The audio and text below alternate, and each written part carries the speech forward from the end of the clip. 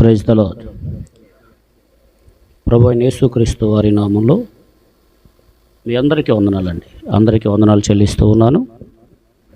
ఈ సమయంలో నూను కుమారుడైన యెహోషువలో ఉన్న కొన్ని విషయాలు మీతో చెప్పాలి అనుకుంటూ ఉన్నాను. నూను కుమారుడైన యెహోషువ మొదటి అధ్యాయం మొదటి వచనంలో యెహోవా సేవకుడైన మోషే మృతి నొందిన తర్వాత నూను కుమారుడును మోషే పరిచారకుడైన యెహోషువ అని రాయబడింది. నిర్గమకాండము 24వ అధ్యాయము 13వ వచనం. ఈ రెండు వాక్యాల్లో కూడా ఇంతవరకు నాకంటే ముందు ఇద్దరు వ్యక్తులు మాట్లాడారు. ఒకరు దేవుణ్ణి ప్రథముగా ప్రేమించాలని, మరొకరు ఆత్మానుసారులుగా ఉండాలి అని. ఈ రెండు లక్షణాలు కూడా యెహోషువలో మనకు కనిపిస్తాయి. దేవుని ప్రేమించుట, ఒక ఆత్మ సంబంధమైన వ్యక్తిగా ఎదుగుట. యెహోషువలో మొట్టమొదటిగా మనం చదువుకున్న ఈ రెండు వాక్య భాగాలలో కూడా ఎలా ఉన్నాడంటే మంచి పరిచారకుడు, చక్కని పరిచారకుడిగా ఉన్నాడు. దేవుని పని చేయటం అంటే దేవుని దగ్గరికి వెళ్ళి ఆయన పాద సేవ చేయటం, ఎక్కడ పైన ఆకాశమందున్న దేవుని దగ్గరికి వెళ్ళలేరు. అంటే దేవుడు అప్పగించినటువంటి ఈ భూమి మీద ఆయన పని జరుగుతున్నటువంటి ఆ యొక్క సహవాసములో ఎవరైతే అక్కడ నడిపిస్తున్నటువంటి మోషే నడిపిస్తున్నాడు ఇజ్రాయేలీలను. అయితే ఆ యొక్క పరిచర్యలో మోషే పరిచారకు యెహోవా సేవకుడైన, అంటే మోషే దేవుని సేవకుడు, ఆ సేవకుని దగ్గర పరిచర్య చేయటం వలన ఎవరికి పరిచర్య చేస్తున్నాడు యెహోషువ అని రాయబడిందంటే అతడు దేవుని యెహోవా పరిచారకుడిగా గుర్తించబడ్డాడు. హల్లెలూయా. అలాగే ఎదిగినటువంటి ఒక ఆత్మీయుడిగా ఎదిగినటువంటి వ్యక్తి లేదా దేవుని ప్రప్రథముగా ప్రేమించేటువంటి వ్యక్తి ఏం చేయాలంటే దేవుని పని చేయాలి, దేవుని మంచి పరిచారకులుగా మార్పు చెందాలి. యెహోషువలో మనం చూసినటువంటి మొదటి లక్షణం ఏంటంటే అతడు మంచి పరిచారకుడు. దైవజనుడు ఎక్కడికి వెళ్ళమంటే అక్కడికి వెళ్తూ ఉన్నాడు. ఏ పని చెప్తే ఆ పని నమ్మకంగా చేస్తూ ఉన్నాడు. అలాగే ఈ నిర్గమకాండంలో కూడా 24వ అధ్యాయంలో మనం చూసాం. సీనాయి కొండ వెళ్ళేటప్పుడు ఇద్దరు కూడా లేచారంట. ఆ కొండ మీదకి వెళ్ళేటప్పుడు దేవుడు మోషేని పిలిచాడు, మోషే యెహోషువని పిలిచాడు. ఇద్దరు కూడా ఆ కొండ ఎక్కడానికి బయలుదేరారు. అయితే ఇక్కడ వ్రాయబడిన మాట మోషే పరిచారకుడు. ఎవరండి అంటే యెహోషువ చక్కని విధేయత కలిగి మోషే చెప్పిన మాట ఎక్కడ ఎప్పుడు ఎదురు చెప్పినట్టు, నేను ఇది చేయలేను, ఇది నా వల్ల కాదు, నాకు కుదరదు అని ఎప్పుడు ఎక్కడ చెప్పలేదు. ఎదురు మాట చెప్పలేదు ఎప్పుడు కూడా. ఎవరు? ఈ యొక్క యెహోషువ. అందుకే చక్కని పరిచారకుడిగా యెహోషువ కనిపిస్తాడు.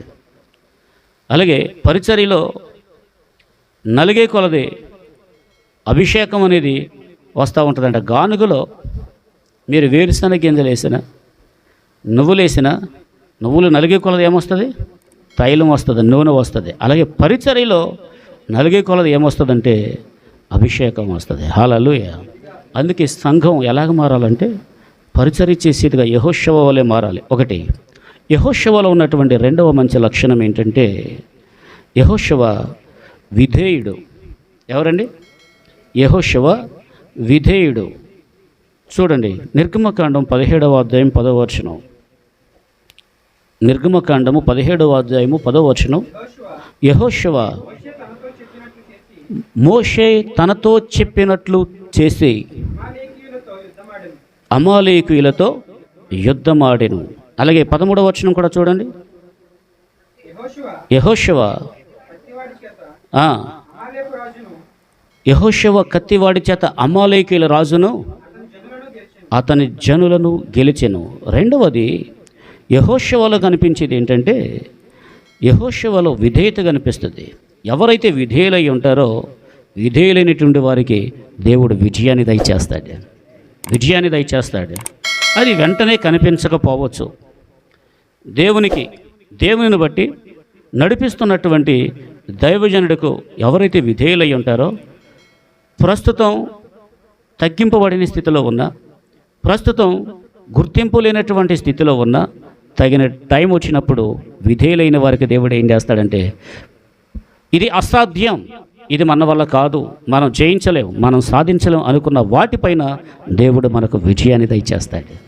యెహోషువ మంచి పరిచారకుడు, అందుకే దేవుడు అతనిని అభిషేకించాడు. ఆ విషయాల తర్వాత చెప్తాను. 2, విధేయుడు, అందుకే అతని జీవితంలో యుద్ధానికి వెళితే వాటమి లేదు, జయిస్తూ ఉన్నాడు. అందుకే ఎదిగినటువంటి ఆత్మీయులలో ఉండవలసినటువంటి లక్షణాలు ఏంటంటే, 2వది విధేయత. విధేయత అంటే ఏంటి? ఆయన చెప్పింది చేయటమే, ఆయన చెప్పింది చేయటమే. అలాగే సంఘక్షేమము యొక్క అభివృద్ధి కొరకు దైవజనుడు కూడా కొన్ని సలహాలు ఇచ్చినప్పుడు, లేదా ఇలాగూ ఉండాలి అని చెప్పినప్పుడు ఏం చేయాలి? దేవునికి విధేయత చూపించాలి. దేవునిని బట్టి ఆధ్యాత్మికంగా నడిపిస్తున్న దైవ సేవకుడు కూడా విధేయత చూపించాలి. కాబట్టి యెహోషువలో 2వది ఏం చూస్తాం? విధేయత. అందుకే తన జీవితంలో వాటమి లేదు, జయించాడంట. Praise the Lord. 3వది నమ్మకస్తుడు. నిర్గమకాండం 32వ అధ్యాయము. ఈ 32వ అధ్యాయంలో మోషే 40 దినాలు దేవునితో మాట్లాడుతూ ఉండిపోయాడు సీనాయి కొండ మీద. ఇందాక చెప్పాను కదా, యెహోషువని పిలుచుకుని వెళ్ళాడు.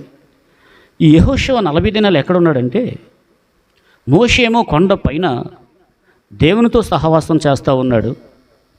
ఇజ్రాయేలీలు, ఈ ప్రజలు ఒకరితో ఒకరు కింద వాళ్ళకి సహవాసం ఉంది. కానీ సగం వరకు వెళ్ళిన తర్వాత మోషే యెహోషువను కూడా పెట్టుకు వెళ్తున్నాడు కదా, ఆ కొండ సగం ఎక్కిన తర్వాత అన్నాడు, యెహోషువ నువ్వు ఇక్కడే ఉండు. ఎక్కడ?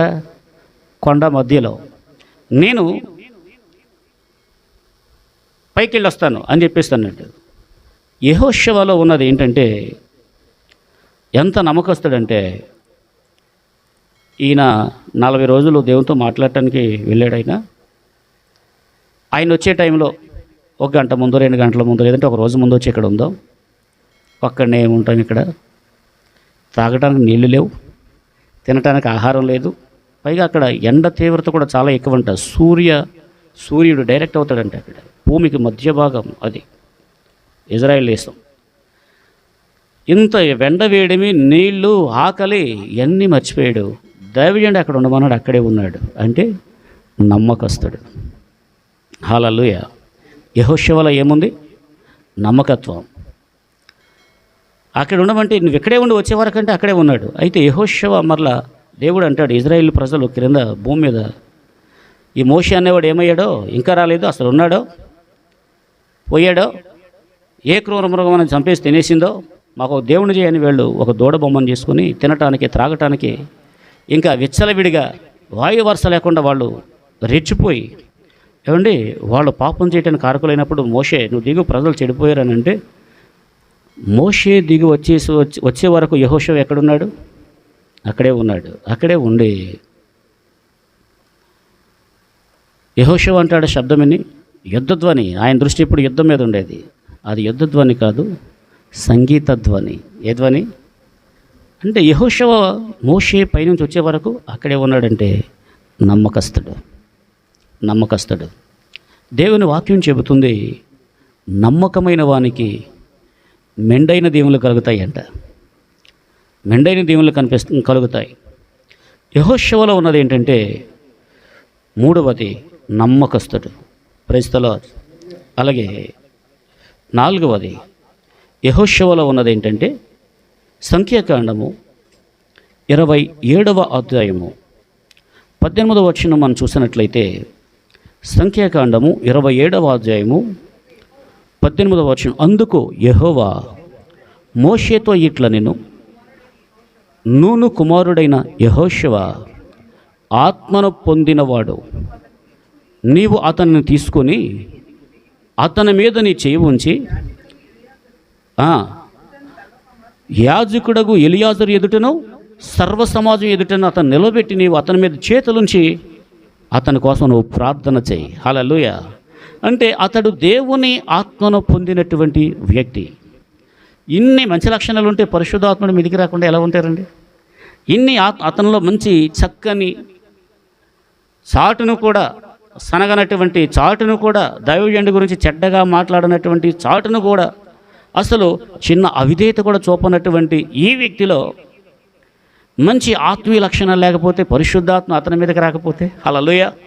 ఇక్కడ మోషే కూడా గుర్తించలేదు అతడు దేవుని ఆత్మను పొందాడని, దేవుడు చెప్పే వరకు. హల్లెలూయ. కొన్నిసార్లు సమాజంలో మీరు పొందిన దేవుని కృపను ఎవరు గుర్తించకపోవచ్చు, కానీ తగిన టైం వస్తే ఆయన హెచ్చిస్తాడు. ఇక్కడ యెహోషువను గూర్చి ఎవరు చెప్తున్నారు? దేవుడే. మోషే అతడు నా ఆత్మను పొందినవాడు, నా ఆత్మను పొందినవాడు. కాబట్టి నీవు యాజకుడైన ఎలియాజరు ఎదుట, అలాగే సమాజం ఎదుట ఏం చేయి? నీవు అతని మీద చేతులుంచి అతని కొరకు నువ్వు ప్రార్థన చేయి. ఎందుకంటే నీ తర్వాత ప్రజలు నడిపించడానికి ఇతను నేను ఏర్పరచుకున్నాను. హల్లెలూయా.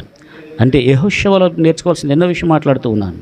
4వది ఆత్మను పొందినవాడు. అలాగే దేవుని వాక్యం సెలవిస్తుంది. ప్రభువైన యేసుక్రీస్తు వారు కూడా తన శిష్యులతో ఏమని చెప్పారంటే, పాత నిబంధన కాలంలో ఆత్మ వచ్చేవాడు, వెళ్తూ ఉండేవారు. ఆయా సమయాల్లో సమయాన్ని బట్టి దేవుని ఆత్మ నాయకుల మీదకు, ప్రవక్తల మీదకు, రాజుల మీదకు వచ్చి పనిచేసేవాడు ఆయన. అయితే క్రొత్త నిబంధన కాలంలో యేసు ప్రభువారు ఆయన మరణించి తిరిగి లేచిన తర్వాత, మీరు పరిశుద్ధాత్మను పొందే వరకు యెరూషలేము నుంచి కదలొద్దు అని చెప్పారు. నేను వెళ్తాను, వేరొక ఆదరణకర్తను మీ వద్దకు పంపిస్తాను. ఆయన సత్యంలో నుండి సర్వసత్యంలో నడిపిస్తారు మిమ్మల్ని. అలాగే బోధించిన సంగతులు తిరిగి మరలా జ్ఞాపకం చేస్తారు ఆయన. పరిశుద్ధాత్మ ఆయన ఏం చేస్తాడంటే, తీర్పును గూర్చి, నీతిని గూర్చి ఒప్పింప చేస్తాడు. ఆయన మిమ్మల్ని నడిపిస్తాడు అని ప్రభువారు ఒక ఆత్మను గురించి చెప్పారు. Praise the Lord. హల్లెలూయా. అయితే ఇప్పుడు సంఘాన్ని నడిపించేది ఎవరంటే పరిశుద్ధాత్మ నడిపిస్తూ ఉన్నాడు. కాబట్టి నాకంటే ముందుగా ఇద్దరు మాట్లాడారు. ఒకటి దేవుని ప్రప్రథముగా ప్రేమించుట, 2 ఆత్మ సంబంధులుగా తీర్చిదిద్దబడుట, ఆత్మచేత నింపబడుట, ఆత్మానుసారులుగా ముందుకు సాగిపోవుట. ఈ ఆత్మీయుడిగా కొన్ని మంచి లక్షణాలు మనకు కనిపిస్తూ ఉన్నాయి. ఎవరిలో? యెహోషువలో. అతడు ఎవరన్నమాట? ఆత్మను పొందినవాడు. ఎందుకంటే ముందు వచనాల్లో మనం చదువుకున్నాం, చక్కని పరిచారకుడు, విధేయుడు, తర్వాత నమ్మకస్తుడు, 4 ఆత్మను పొందినవాడు. అలాగే నిర్గమకాండం 33వ అధ్యాయం, నిర్గమకాండం 33వ అధ్యాయం 11వ వచనంలో, అతని పరిచారకుడును నూను కుమారుడైన యెహోషువ అనే యవనస్తుడు గుడారములో నుండి వెలుపలకు రాలేదంట. అంటే ఎందుకు నూను కుమారుడైన యెహోషువ గుడారములో నుంచి బయటకు రాలేదు?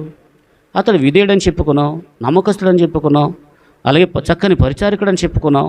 అయితే ఏమైనా అవిధేయత ఏమైనా సంభవించిందా అంటే లేదు, ముమ్మాటికి లేదు. అతడు మంచి ప్రార్థనాపరుడు. హల్లెలూయా. మోషే దేవునితో ముఖాముఖిగా ఒక స్నేహితుడితో మాట్లాడినట్టు మాట్లాడుతూ ఉన్నాడు. అలాగే యెహోషువ కూడా గుడారంలోకి వెళ్ళి ఏం చేస్తున్నాడు? దేవునితో మాట్లాడేటువంటి అనుభవం కలిగి ఉన్నాడు. తన గురువును వెంబడిస్తూ, తన పైన నాయకునిగా ఉన్నటువంటి ఆ మోషేని వెంబడిస్తూ, తన సేవకుని యొక్క ప్రవర్తనను మాదిరిగా తీసుకుని ఏం చేస్తున్నాడంటే చక్కని ప్రార్థనాపరుడుగా తీర్చిదిద్దబడుతూ ఉన్నాడు. ఈనాడు చాలా చాలా చాలా చాలా విధాలుగా టైం వేస్ట్ చేస్తున్నారు, కానీ ప్రార్థన అనేసరికి ప్రార్థించలేకపోతూ ఉన్నారు.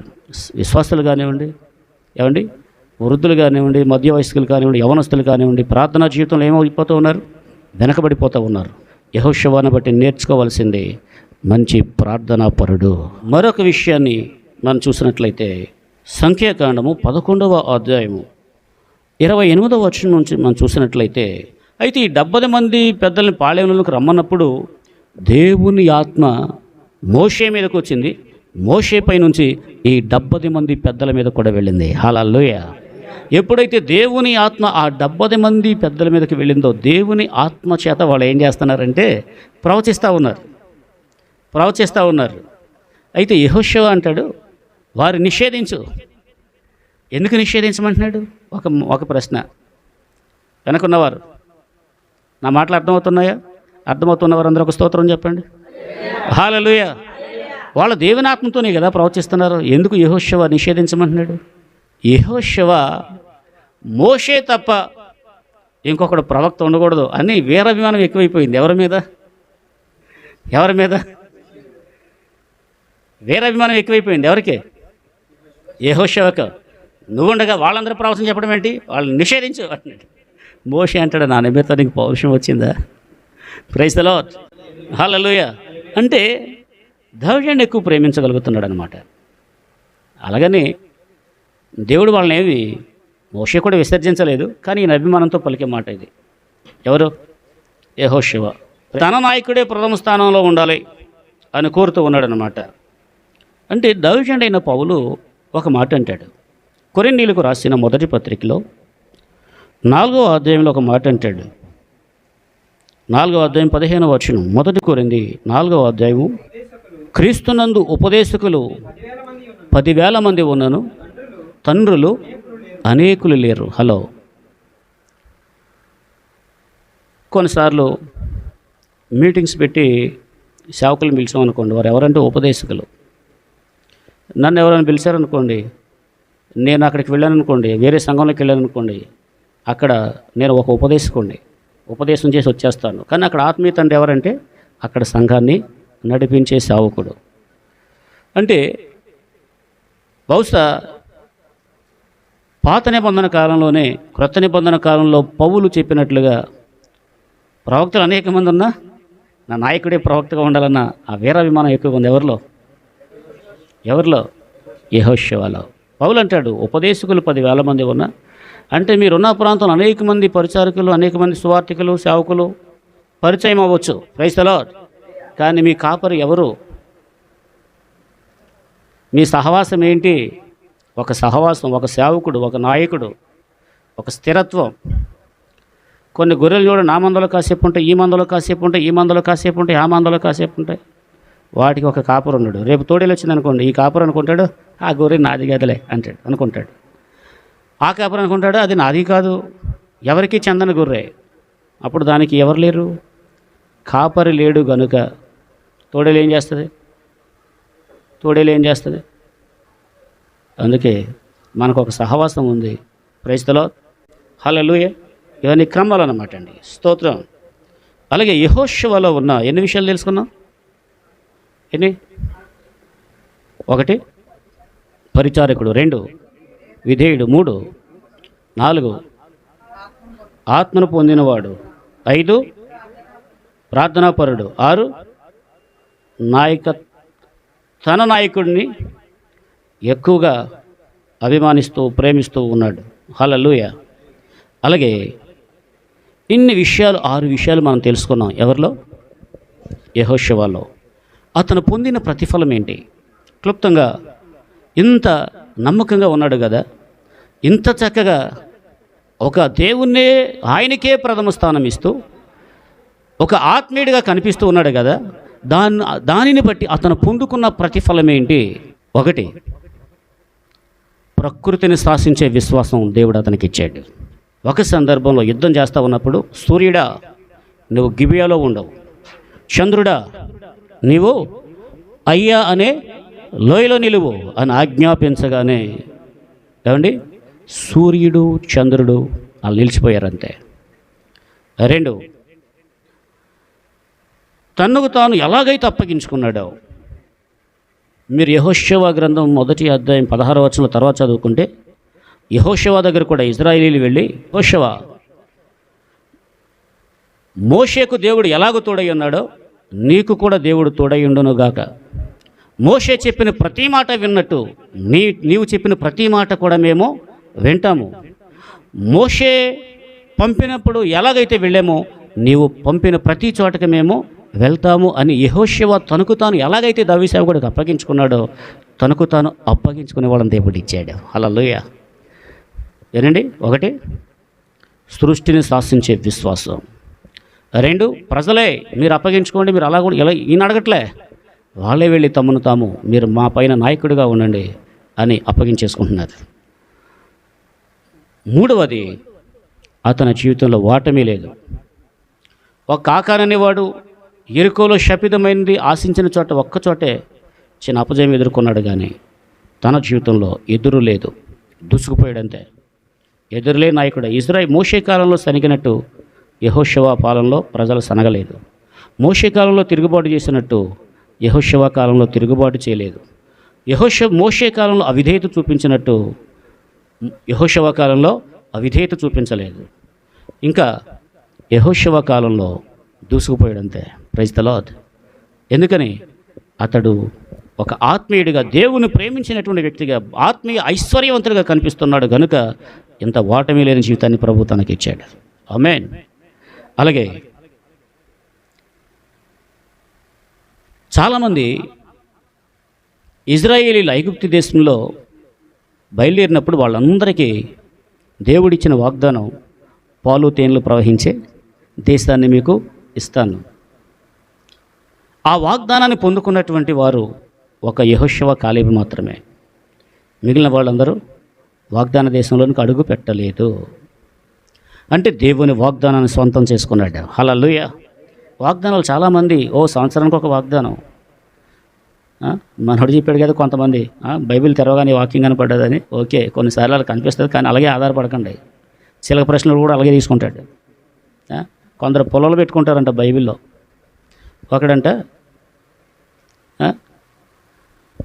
ఒకడన్నాడు, నేను ఒక మేస్త్రి అనమాట, నా చేతిలో బైబిల్ ఉంటే, పాస్టర్ గారు బైబిలే ఉండే అన్నాడు. ఇస్తే ఎలా తెరిచి చదవండి అన్నాడు. అదనమాట అంటున్నాడు. నాకేం అర్థం కాలే. మర్నాడు కూడా మరలా వచ్చి మరలా బైబిల్ ఏమన్నాడు, ఇచ్చాను, ఎలా తెరిచి చదవండి అన్నాడు. అదనమాట. నాకు అర్థం అట్లే. అంటే చిలక ప్రశ్నోడు చిలక ఏదో ఆ పేకను తీసి చిలకను పిలిచి ఓ పేక తీయని ఏదో వివరించి నీకు అది ఉంది ఇది ఉందని చెప్పినట్టు ఇలా చేస్తూ ఉన్నాడు. ఇలాగే ఒక అతను చేస్తున్నాడంట. ఏమని? కళ్ళు మూసుకుని బైబిల్ తీశాడంట. ఇస్కరియోతు యోధ ఊరి పెట్టుకుని చచ్చాను అని అన్నాడు. అమ్మో అని భయం వేసి మూసేశాడంట. మరలా ఏ వాక్యం వస్తుందో అని తీశాడంట. నీవును పోయి అలాగూ చేయము అని వచ్చిందంట. భయపడి మరలా మూసేశాడంట. మరలా తెరిస్తే ఆలస్యం చేయకుండా పోయి త్వరపడి చేయము అని వచ్చిందంట. అంటే ఇంకా హలో, ఇలా కాదు బైబిల్ తెరిసేది. అంటే కొన్నిసార్లు బైబిల్ తెరవడంతోనే, అలాగని మనోడు విమర్శించట్లేదు, కొందరు ఆ టైపులోనే అలవాటు పడిపోతారు. అటువంటి వాళ్ళ గురించి చెప్తున్నాను నేను కూడా కొన్నిసార్లు అలా తెరిచినప్పుడు వెంటనే ఆ బైబిల్ కనిపిస్తే అది ప్రేరేపిస్తుంది, ప్రతిధ్వనింపజేస్తుంది మనసులో, అది చెప్పు అని. అంటే ఆ దేవుడిని గైడెన్స్ అనమాట. స్తోత్రం. హల్లెలూయా. ఎన్నో విషయం చెప్తున్నా. అతను పొందుకున్న విజయాల్లో ఒకటి, ప్రకృతిని శాసించే విశ్వాసం. 2, తనకు అప్పగించుకునేటువంటి వాళ్ళను దేవుడు అనుగ్రహించాడు. 3, ఓటమి లేనటువంటి వ్యక్తిగా సాగిపోతూ ఉన్నాడు, ఎదురులేని నాయకుడిగా ఉన్నాడు. 4, దేవుని యొక్క వాగ్దానాన్ని పొందుకున్నాడు. సంఖ్యాకాండము 14వ అధ్యాయం 30వ వచనంలో, ద్వితీయోపదేశకాండం 1వ అధ్యాయము 36వ వచనంలో, ద్వితీయోపదేశకాండం 31వ అధ్యాయము 23వ వచనంలో తాను దేవుని వాగ్దానాలు పొందుకున్న ఆ విషయాలు మరలా చెప్తున్నాను. సంఖ్య 14:30, ద్వితీయోపదేశకాండం 1:36, ద్వితీయోపదేశకాండము 31:23 వచనాల్లో దేవుని వాగ్దానాలు పొందుకున్నాడు. హల్లెలూయా. అతను పొందుకోవటం మాత్రమే కాదు, ఏ పని దేవుడు అతనికి అప్పగించాడు. ఇజ్రాయేలీని ఏం చేయాలి? కానాను దేశానికి తీసుకువెళ్ళాలి. ఈ 40 లక్షల మంది ప్రజలకు వారి వారి గోత్రాల చొప్పున ఆ దేశమంతా గ్రామాలుగా, పట్టణాలుగా, పల్లెలుగా విడదీసి వాళ్ళకు పంచాలి. హలో, వీళ్ళందరూ ఒక దేశానికి వెళ్ళారు. ఆ దేశాన్ని దేవుడు అప్పగించాడు వాళ్ళకి. గ్రామాలుగా, పట్టణాలుగా వీళ్ళందరికీ పంచిపెట్టడం అంటే అది మామూలు విషయమా? ఒకడు నాకు అక్కడ కావాలంటాడు, ఒకడు ఇక్కడ కావాలంటాడు, మాకు అక్కడ కుదరదు అంటాడు, మాకేమో సత్తుగాల భూమి చాలకొని చవట పొరలు ఇచ్చావంటాడు ఇంకొకడు. కానీ అటువంటిది ఏమీ లేదు. ఆయన ఎక్కడ ఇస్తే అక్కడే దేవుని నడిపింపును బట్టి, ఆయన గైడెన్స్ని బట్టి వాళ్ళకి ఆయా గోత్రముల ప్రకారంగా వాళ్ళకి పంచిపెట్టే సామర్థ్యం, ఆ శక్తి. హల్లెలూయా. ఇది యెహోషువ పొందింది. అలాగే మనం ఆత్మీయులుగా మోక్షానికి వెళ్ళినప్పుడు ప్రభు ఆయన ఏం చేస్తారంటే మనం చేసిన భక్తిని బట్టి మనకు స్వాస్యాలు ఆ పరమ కాణంలో ప్రభు ఇచ్చేవాడై ఉన్నారు. ఆమేన్. హల్లెలూయా. యెహోషువలో ఉన్న విషయాలు ఎన్ని తెలుసుకున్నాం? 6. ఆయన పొందినటువంటి మేలులు ఎన్ని తెలుసుకున్నాం? చిన్నవి కాదు, ఆయన పొందిన చిన్నవి కాదు, మానవ శక్తితో ఊహించలేని ఇటువంటి గొప్ప కార్యాలు. Praise the Lord. హల్లెలూయా. అలాగే మోషే కాలంలో ఏదైతే చూశాడో దానిని విశ్వసించి చేసినటువంటి వ్యక్తి. తర్వాత మీరు యెహోషువ గ్రంథం 5వ అధ్యాయంలో చదువుకుంటే, వారు ఐగుప్తు నుంచి బయలుదేరేటప్పుడు పస్కాను ఆచరించారు. ఆ యొక్క 5వ అధ్యాయం యెహోషువ గ్రంథంలో వారు కానానులోనికి అడుగుపెట్టిన తర్వాత యెహోషువ కూడా ఆచరించిన పండుగ ఏంటంటే పస్కా పండుగ. ఏ పండుగ? పస్కా పండుగ. అంటే పస్కా బలి పశువు యొక్క అది రాను రాను క్రొత్త నిబంధన కాలంలో యేసు ప్రభువారు అన్నారు, ఇది మీ కొరకైన నా శరీరం, నన్ను జ్ఞాపకం చేసుకున్నట్టుకై దీన్ని చేయండి అని చెప్పారు. అలాగే అనేకుల విమోచన కొరకైన ఇది నా క్రొత్త నిబంధన రక్తము అని ద్రాక్షరసం తీసుకుని ఆయన తన రక్తాన్ని ఒక రొట్టెని తీసుకుని నా శరీరం అని ఇచ్చారు. ఇది పాత నిబంధన కాలంలో ప్రారంభంలో ఒకరోజు ఆచరించారు. ఆ తర్వాత రాను పులియని రొట్టెల పండుగ 7 దినాలు ఆచరించడం ప్రారంభించారు. హల్లెలూయా. దీనిని యెహోషువ కూడా ఏం చేస్తున్నాడు? ఆచరిస్తూ ఉన్నాడు. నేటి తరంలో కూడా క్రైస్తవులు కూడా ఏం చేస్తున్నారు? పస్కా బలి మన ప్రభువు అయిన యేసుక్రీస్తే. యోహాను సువార్త 6వ అధ్యాయం 53-54 వచనాల్లో యేసు ప్రభువారు అన్నారు, నా శరీరము తిని నా రక్తం త్రాగువాడే నిత్య జీవము గలవాడు, అంత్యదినమున వానిని లేపుదును అని ప్రభువు చెప్పారు. అందుకే బాప్తిస్మం లేనటువంటి వారు శరీరానికి వెలపలు ఉన్నారు. అంటే మరి ఆయన శరీరం తిన్నవారు లేపబడతారంట, తినకబడితే మరి లేపబడే గుంపులు లేకపోతే మనం ఎలాగా? మన భక్తికి అర్థమే ఉంది. అందుకే ఒక యెహోషువ లాగా సాగిపోవాలి, దేవుని ప్రేమించే వ్యక్తిగా సాగిపోవాలి. ఒక ఆత్మస్తంభమైన వ్యక్తులుగా ఏం చేయాలి? నమ్మి బాప్తిస్మం పొందినవాడు దేని నుంచి? రేపు నరకం అనే అగ్నిగుణం నుంచి. అందుకే ఇక్కడ మీలో బాప్తిస్మం లేని వారు చాలామంది ఉన్నారు. మీరు ఆలస్యం చేయకూడదు, ఆలస్యం చేయకూడదు, సిద్ధపడాలి. Praise the lord. ప్రభు తన వాక్యాన్ని మీ అందరి వెనుకలో దీవించునుగాక. అందరూ మోకరించండి, ప్రార్థన చేసుకుందాం. మోకరించండి. దేవా, యెహోషువలో ఉన్న ఆ మంచి లక్షణం నాకు దయచేయి. అడుగుదాం ప్రభువుని. మంచి పరిచారకుడు, చక్కగా దైవజనుడు ఏ పరిచర్య అప్పగిస్తూ ఉన్నాడో అది చక్కగా చేస్తూ ఉన్నాడు. దేవుని యొక్క పరిచారకుడిగా మోషే ఎదుట పరిచర్య చేస్తూ పిలువబడుతూ ఉన్నాడు. హల్లెలూయ, హల్లెలూయ, స్తోత్రం, స్తోత్రం. యెహోషువలో ఉన్న ఈ మంచి లక్షణాలు నాకు దయచేయండి ప్రభువా. అడుగుదాం దేవుణ్ణి. ప్రతివారు ప్రార్థన చేద్దాం. హల్లెలూయ, హల్లెలూయ.